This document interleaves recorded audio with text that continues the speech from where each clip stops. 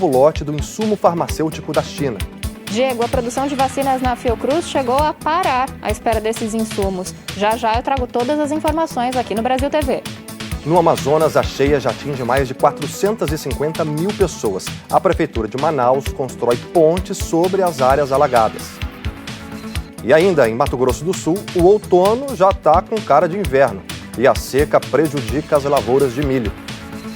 Hoje é sábado, 22 de maio e o Brasil TV já está no ar.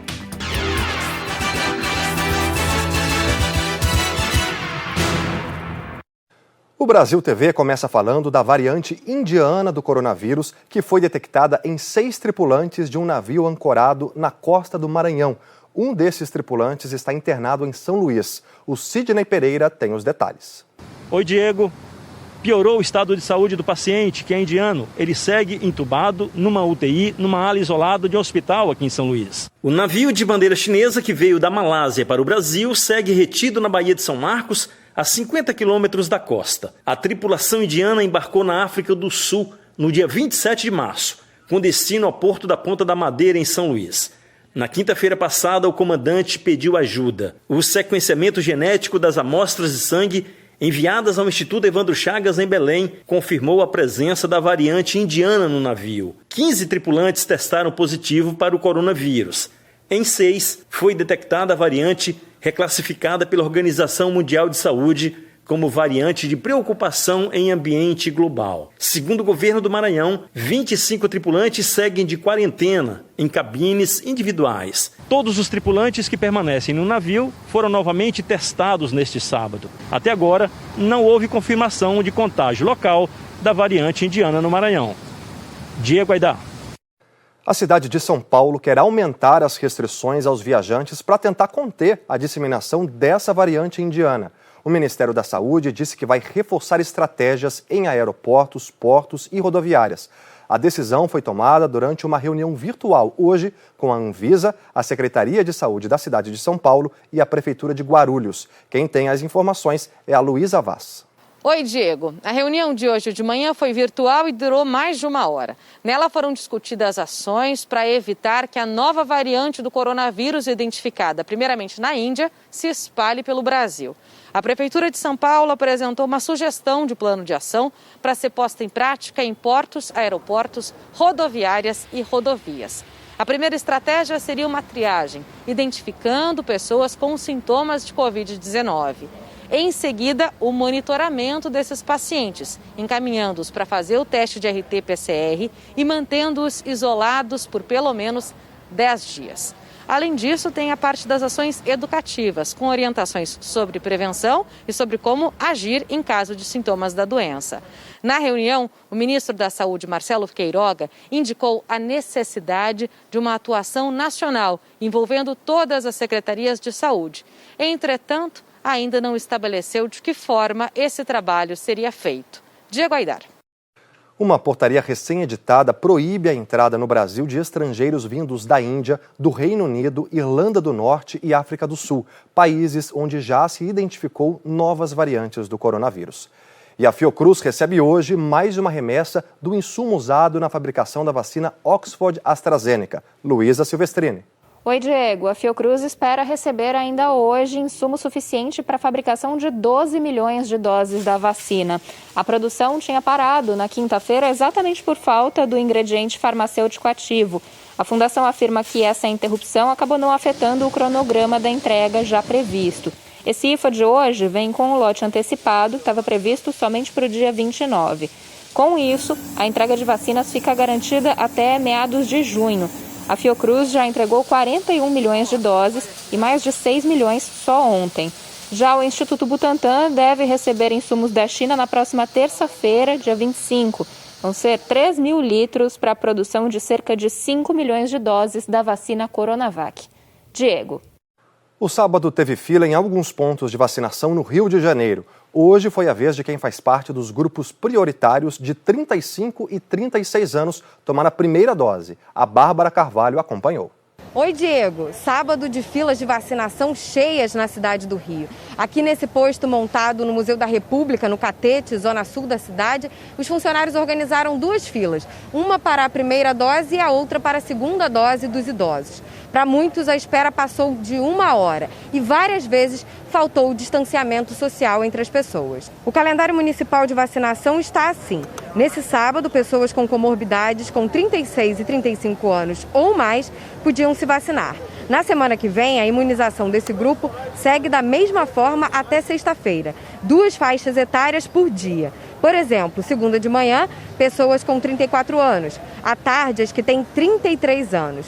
No sábado, será a vez das pessoas com comorbidades entre 24 e 18 anos. A novidade da próxima semana é que a vacinação dos profissionais de educação será retomada. Estão incluídos todos que trabalham na comunidade educacional: professores, inspetores, secretários, merendeiros, diretores. Na segunda, são aqueles com 49 anos ou mais, e assim por diante. Também serão incluídos entre os grupos prioritários, na semana que vem, as pessoas em situação de rua, quem trabalha em presídios e outros estabelecimentos de privação de liberdade, além dos presos. De acordo com um levantamento da Prefeitura, quase 7.300 pessoas vivem em situação de rua no momento. Elas serão vacinadas nos abrigos municipais e nos chamados escritórios de rua. A gente vai continuar acompanhando aqui no Brasil TV a vacinação no Rio. Volto com você, Diego. Em Salvador, longas filas também se formaram hoje para a vacina contra a Covid-19. O número de casos vem aumentando na cidade. O Mauro Anchieta tem mais informações. A Bahia começou hoje a vacinar trabalhadores do transporte intermunicipal, caminhoneiros e mulheres que estão amamentando desde que seja até o 8º mês. Além disso, continua a imunização de outras categorias profissionais e também por idade, a partir de 57 anos. O movimento nos postos foi menor do que o de ontem, quando a vacinação teve que ser estendida até 9 da noite por causa da procura. Mesmo assim, a fila de carros para o atendimento drive-thru chegou a 500 metros em um dos principais postos de imunização de Salvador. Centenas de pessoas também entraram na fila de pedestres. O esforço é para acelerar a vacinação. Isso porque o número de internações voltou a subir em várias cidades do estado, incluindo Salvador, depois que algumas medidas restritivas foram flexibilizadas no início do mês. Hoje, a taxa de ocupação dos leitos adultos de UTI para a Covid no estado está acima de 80%. Mauro Anchieta para o Brasil TV. Em Paulista, na região metropolitana do Recife, muita gente tentou hoje tomar a segunda dose da Coronavac. A Meirila Nunci explica que os moradores reclamam que não conseguem fazer o agendamento. Aqui em Pernambuco, na cidade de Paulista, na região metropolitana do Recife, a situação é complicada. Muita gente não conseguiu fazer o agendamento pelo site da prefeitura para tomar a segunda dose da vacina Coronavac. Num dos pontos de vacinação teve tumulto neste sábado, porque funcionários da Secretaria Municipal de Saúde informaram que só estavam autorizados a aplicar a segunda dose nas pessoas que tinham conseguido fazer o agendamento pelo site. O problema é que de ontem para hoje o sistema saiu do ar. A prefeitura informou que funcionários da secretaria iriam telefonar para cerca de 1.000 pessoas para fazer o agendamento e que iria abrir outras vagas. A situação aqui em Paulista é a seguinte: eram necessárias 8.846 unidades para aplicar a segunda dose da vacina. No meio da semana, o governo do estado enviou 3.490 doses, ou seja, faltam mais de 5.000 unidades para fechar essa conta. A Secretaria de Saúde de Paulista informou que 900 pessoas foram vacinadas hoje e que 1.000 fizeram o agendamento presencialmente nas escolas do município. Disse também que ainda serão abertas mais vagas para o agendamento pela internet. E quem não conseguir agendar dessa vez deve aguardar a chegada de novos lotes de vacinas. Em Fortaleza, teve mutirão de vacinação contra a Covid e a Marcela de Lima acompanhou. Olá, Diego. Hoje acontece aqui em Fortaleza mais um mutirão contra a Covid-19. Os imunizantes, eles estão sendo disponibilizados em 54 pontos diferentes aqui da capital. As pessoas que podem se vacinar no mutirão são profissionais da saúde e os contemplados da terceira fase da campanha de vacinação, que são principalmente os que têm comorbidades. De acordo com a Secretaria da Saúde, pelo menos 10.000 pessoas foram agendadas para este sábado. Quem chega no local de vacinação deve apresentar o atestado médico e também um documento de identificação com foto. Esse documento deve ser original, além do comprovante de residência. Ontem, o governador do estado, Camilo Santana, anunciou que os professores das redes pública e privada poderão começar a se vacinar contra a Covid-19 a partir da próxima semana. Diego. A Prefeitura de Botucatu, no interior de São Paulo, fez mais uma vacinação em massa hoje. A cidade faz parte de um estudo inédito do Ministério da Saúde que vai vacinar toda a população de 18 a 60 anos na cidade. Quem tem mais informações é a Gabriela Prado. Oi, Diego. Boa noite. Em Botucatu, 8.500 pessoas foram vacinadas hoje com doses da Oxford AstraZeneca. Essa foi a terceira e última ação da vacinação em massa aqui na cidade. Nesta semana, os universitários da Unesp já tinham sido imunizados e no domingo passado, quase 67 mil pessoas também tomaram a vacina. Essas ações aconteceram por causa do estudo da Oxford AstraZeneca, um estudo de efetividade.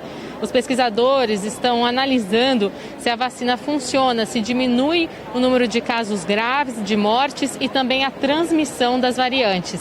Esse estudo deve durar 8 meses e essa aplicação das doses foi só a primeira etapa. Agora o trabalho continua nos laboratórios. O sequenciamento ou a leitura do material genético é o que vai permitir a gente saber qual a variante do vírus ou quais as variantes do vírus que circulam. E após a vacinação, nós vamos poder comparar como essas variantes continuarão a circular em Botucatu em relação a áreas não vacinadas. Isso é o que eu chamo de ciência de emergência. Pela primeira vez na história da humanidade, nós temos que fazer uma ciência corrida, rápida, para dar respostas imediatas que o mundo precisa. Em Curitiba, a Justiça proibiu a abertura dos supermercados. A associação que representa o setor conseguiu uma liminar que autorizava o funcionamento neste sábado. Mas uma nova decisão suspendeu a liminar e os supermercados não puderam abrir. O Maurício Freire explica. Olá, Diego. Essa nova decisão pegou muita gente de surpresa. Muito cliente só ficou sabendo do fechamento na porta do supermercado.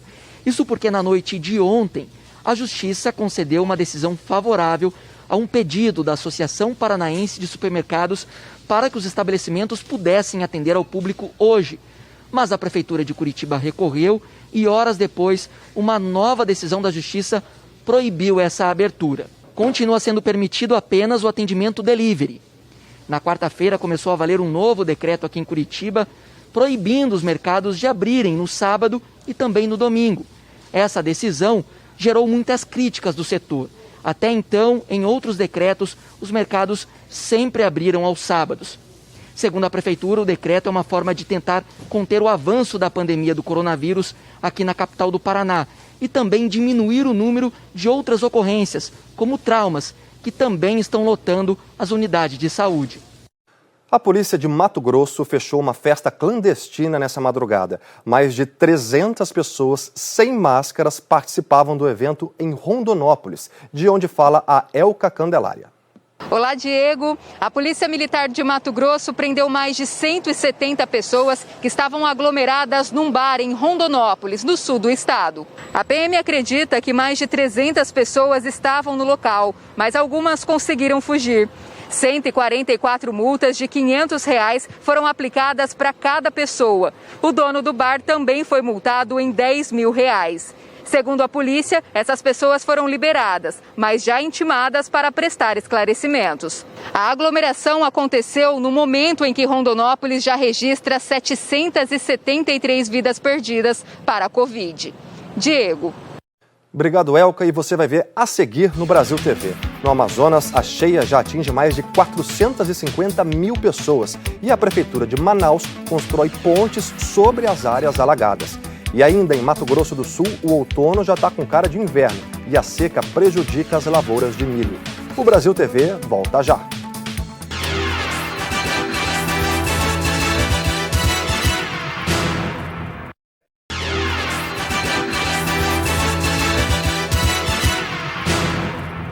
O Brasil TV está de volta com uma operação da Polícia Federal no Pará. O objetivo é acabar com um esquema de desmatamento ilegal em terras indígenas, como conta a Denise Soares.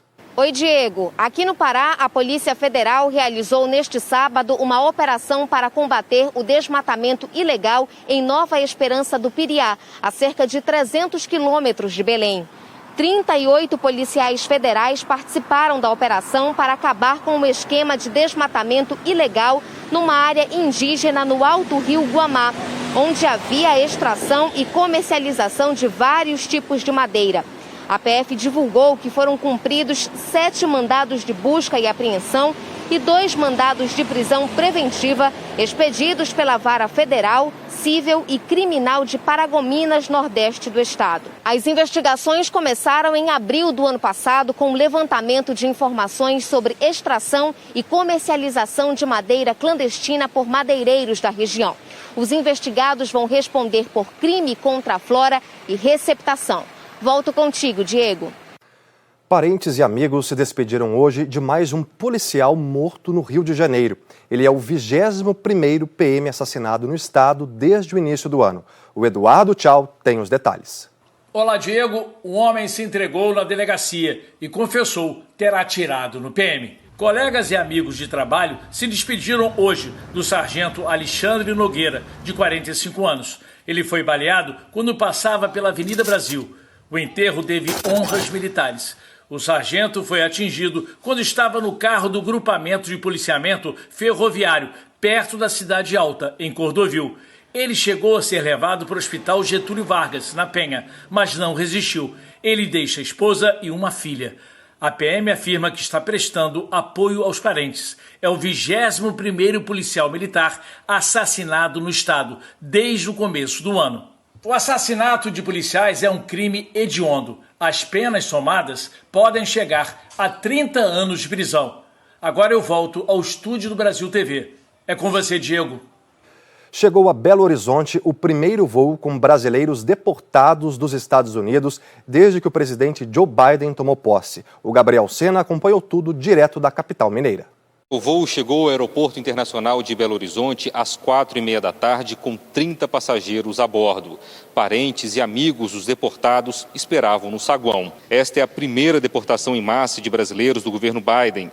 Desde outubro de 2009, quando o presidente Jair Bolsonaro autorizou a retomada desse tipo de deportação, 1.195 brasileiros desembarcaram em Belo Horizonte em voos de repatriação. A retomada da deportação nessa sexta mostra que, apesar de ter assinado o decreto para reverter políticas imigratórias polêmicas no governo Trump, Biden ainda segue medidas rígidas com relação à entrada ilegal de imigrantes nos Estados Unidos. Você veio algemado? Sim, todos. Até o Brasil? Todos algemados? Até o Brasil. Fiquei 3 meses e 20 dias preso na Federal. E até hoje eu fiquei preso na migração. A gente acha que isso se deu por uma suposta facilitação na fronteira com o México para a entrada dos Estados Unidos. No Amazonas, a cheia já atinge mais de 450 mil pessoas, segundo a Defesa Civil do Estado. A Carla Mello mostra o que está sendo feito para evitar os alagamentos. Oi, Diego. Aqui em Manaus, o nível do Rio Negro já marca 29 metros e 86 centímetros. Isso acaba impactando em ruas aqui no centro da capital. Nossa equipe está na rua Barão de São Domingos. E tanto aqui quanto na rua dos Baréis, a prefeitura já precisou construir essas pontes para não impactar nem comércio e nem a mobilidade das pessoas. É só através dessas pontes que o comércio continua funcionando. Nossa equipe conversou com comerciantes aqui no local e eles falam que durante a pandemia, incluindo a subida dos rios, acaba impactando negativamente em 60% nos lucros do comércio só em 2021. Que as autoridades venham olhar por nós. A gente fizemos tipo um soalhozinho para colocar as coisas da gente, geladeira, ventilador, televisão, máquina, cômodo, né?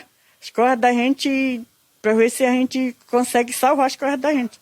Porque a situação não está fácil da água, já está tomando conta aqui da minha cozinha todinha. Além da construção de pontes, a prefeitura também faz nessa área limpeza, jogando cal na água que fica parada, justamente para inibir a proliferação de bactérias e organismos que causam um mau odor e acabam afastando a população aqui da região. Vale ressaltar que esse local também virou um ponto turístico, justamente porque se os fatos acabarem se confirmando, os dados acabarem se confirmando, na próxima semana o nível do Rio Negro pode bater o recorde de 2012, que é de 29 metros e 97 centímetros.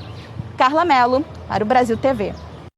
No Centro-Oeste, uma situação oposta. Em Mato Grosso do Sul, estado que costuma registrar altas temperaturas, o outono já está com cara de inverno e a seca prejudica as lavouras de milho. O Martim Andrada e o Mauro Almeida mostram pra gente. Oi, Diego, tudo bem?